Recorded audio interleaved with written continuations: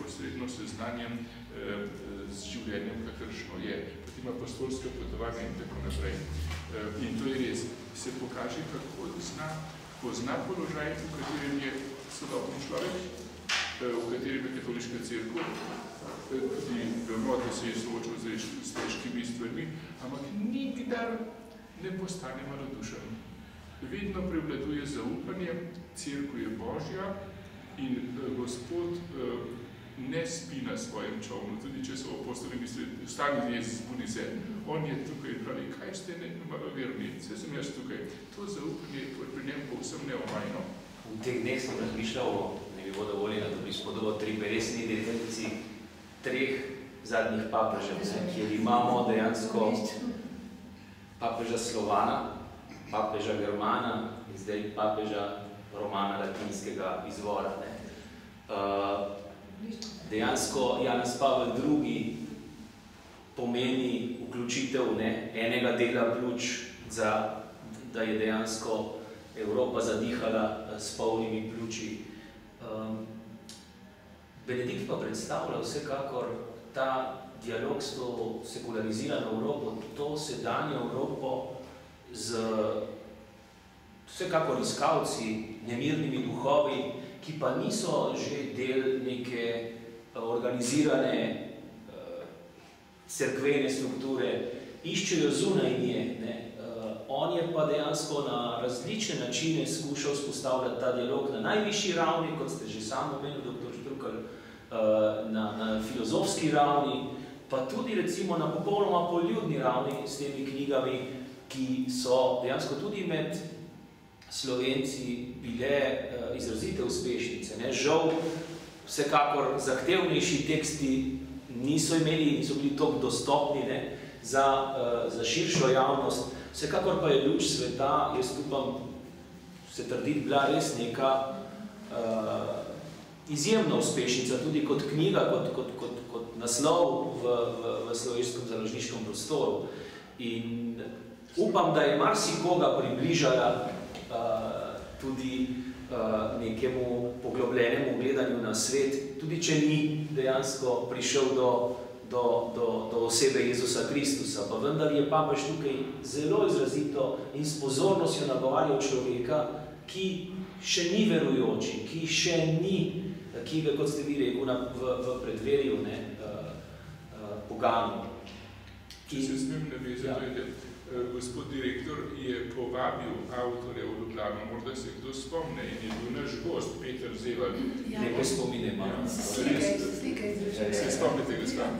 In zdaj Peter Zeval spada med tiste srečneže, ki so ob tem skromnem možu postali verni. In potem tudi nekje pravi, najbolj se avtor Ratzinger veseli, kadar razve, da so njegove besede komu pomagale najti Boga. Veseli se spreobrnen. In ne bo ne veliko zvono vešal, koliko jih je, ampak gotovo jih je veliko. Ja, mislim, da ja. A ne? Tale krajši pogovor bi bilo verjetno pametno nekako malo zaključiti, morda dati prostor za neka vprašanja. Bi pa vsekakor sestre stakota še nekaj pogledati do temu. Sicer bi pa nadaljevali in zaključili z zadnjo izdajo naše založbe v zvezi z papežom Benediktom s knjigo Moj brat papež. Ta knjiga je dejansko prisrčno pričevanje brata, ki na zelo človeku dostopen način opiše in ga naslika, kot ste že sama povedala, velikega cerkvenega dostojanstvenika je enostavno do človeka. Tukaj mi je v mislih neka njegova misel brata papeža, bivšega papeža.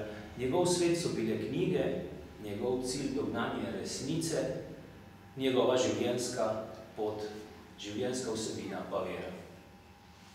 In mislim, da to lepo povzema, kaj je papež Benedikt bil in je kot človek in kot papež. Pa bi vas, sicer ste že omenili nekako, kako vas je tudi ta knjiga nagovorila, ampak morda kakšen odlomek, ki vas je še posebno pritegnil? Družina. Družina. Njegova družina. Kako so bili povezani, kako so se bili radi, Tudi potem, kako so iskali, da so ostali skupaj, se obiskovali. Kljub preizkušnjam, tistega časa. Veste, kaj se mi je dotaknilo tako, ko so se morali toliko seliti? Mi, starejši, vemo, kaj je dom. Zdaj, ko stanujejo v teh blokih, pa tako pa menjajo stanovanja, ni tistega več pojma dom. Oni so dejansko niso imeli doma. In zato mu je bilo toliko do tega, da bi tisto hišco si napravil, da bi bili vsi skupaj. Potem je pa spet Bog obrnil drugače, da je moral naprej postiti hišo. In opozoril, da smo romani na tem svetu. Ja. Doktor Štrukelj, še kakšno misel? Ja, prav to, jaz sem zelo vesel, ker sta brata res tako povezana. Nažalost je njuna starejša sestra Marija umrla, ravno prišla pred 20 leti skoraj na grob staršev, blizu Regensburga, za vse svete, ampak žal je tam Jokap in potem je, zato sta te dva še bolj povezana. In da sta res brata, se vidi tudi, če smem povedati, tukaj skozi bratega očala spoznamo njihovo družino, celo družino. Tukaj pa skozi Jozefova očala leta 1977, ko je postal münchenski nadškof, do tja segajo njegovi spomini iz mojega življenja, saj to imamo tudi v slovenščini. Ampak lepo se dopolnjuje, kaj bi rekel. Škoda bi bilo, če ne bi imeli te knjige, ker potem sega naprej do papeževanja. On se pa ustavi takrat, ko zapusti, pri svojih 50 letih starosti, ko ide v Rim. Potem je pa jasno, zdaj še 36 let, da ta brat pa pove praktično, da včeraj je vse, Dobro, tako doktor Kogoj, doktor Štrukelj, bi nekako zaključili s tem prvim delom te predstavitve. Če so kakšne vprašanja, bi prosil. A je kdo danes še večji teolog? Teolog. Ja, kot je. Žal ne bi zdaj. So bili prej, recimo, gotovo Dolibaka, Baltazar so bili, zdaj pa ne. A se smem tudi čisto osebno. V Kazi Baltazar smo se večkrat tam začali, zdaj ima v vaši materni hiši na Viljano Mentana, ta dom študentje. In on je bil protektor, pa je vsako leto, tako februarja smo na srečanju, in je prišel za en dan tja. In ko smo se najprej osebno srečali, vodstvo, potem pa študentje, je nam besede nanesla na teologe. In on je samo, pravi, so me študente vprašali, katere jim priporočam za branje, pa sem naštel 2, 3. Mene je pa kar nekaj nagajil sem bil, tega, če mlač, smo imeli pa takrat tisto prvo, ko so v zemlje, sem veljal, ampak niste vseh našteli, gospod kardinal. Tudi vi ste med temi sodobnimi največjimi teologi. Habemo z dokumenta, imamo dokumente. Sem postavil knjigo, ki je bilo srečni privljena zvelo, vsi so se prisrčno nasmejali in je bilo končano. Ampak dejansko, on je med največjimi in sedaj med živečimi, pa gotovo največji. Prvi. Ja. Se je bilo že na vseh plasteh je doma univerzalen, obenem pa takšna milina podajanja.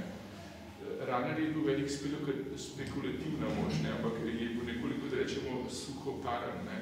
Ta je pa milina čez milino. In ta humilitas, ta povezano z stvarnostjo kot tako. Kot je gospa ste prav rekli, večjega trenutno, živečega ni. Da je to največji. Zanima me recimo tale, kako vam je nagovorilo, ko so ga vprašali, če bi se hotel srečati s Habermasom. On je breznik. In je rekel, ni problema, ni problema. Ampak uživo na televizijo, tako je rekel. Rekel mi se da je rekel, da je z veseljem, ne? Ja. In tudi na knjigi, veste tako, da je na knjigi nemški je naslikan, Habermas je tako lepočkaj čez stola. Tam čistko skromno, kaj mulcek tam sedi pa pušči.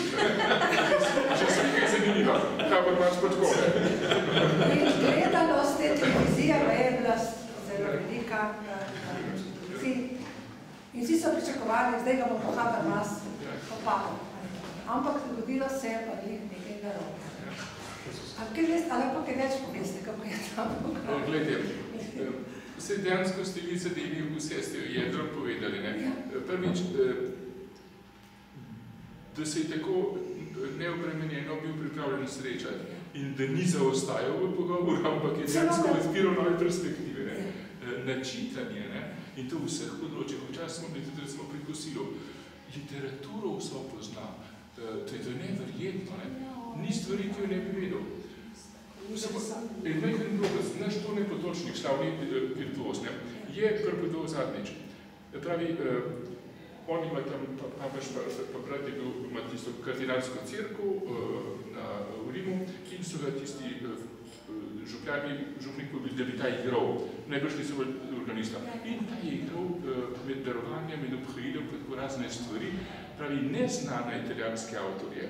In ko je bilo končano, pač orgle so bili tako harmoniji pri oltarju, ne gor, namesto da bi šel papež v zakristijo, si najprej k njemu, Tonetu Potočniku, pravi, rad bi vas pozdravil. Pravi, sem zelo vesel, da ste igrali to pa to. Moj pa avtor je povedal. Neznane gledatelje, Tone, ko ni bil kakšen Palestrina, pa tako prej. Italijanski avtori, ki jih samo sladokusti poznajo. In on je prišel k njemu, prav, da bi se nam zahvalil. Pa je pa rekel, izkot pa ste, prav, jaz sem pa iz vaših krajev, prav, kako? Pravi, ja, vi ste imeli 800 let frajzniški škofje pri nas posesti. In potem se je razvil pogovor. Ja, ker tlaka iz Severstoma, iz Škofjeloženja. Ampak razumete, poznal vse, mi že poznamo kakšne večje glasbenike, ampak on pa take fantastično, Vse je lepo je neko Frančišek, On govori italijansko, špansko, francosko, nemško, angliško, pa mogoče latinsko, pa mogoče še kakšne.